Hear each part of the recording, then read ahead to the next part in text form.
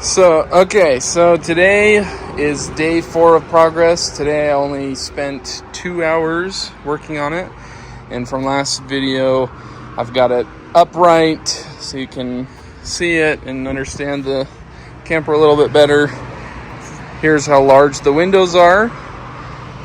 Today I was able to add the framing on both sides for both windows, and something I did different on this one is I added a 10-degree angle, so on both the bottom and the top, so when water hits it, it will help the water to run off the windowsill.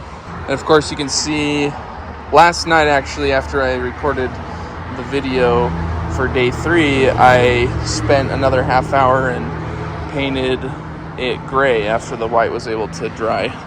So the whole bottom is caulked and painted. Then for today, I also added these bed supports here for my nephew, who's 3 years old.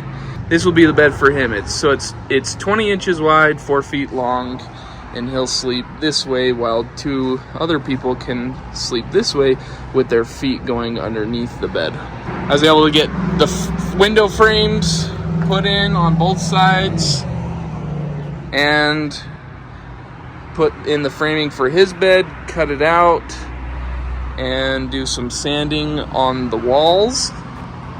And yeah, so that's it for the progress of day 4. Once again, if you like this video, please hit that thumbs up button and subscribe. I really do appreciate it, and it helps out the channel a lot.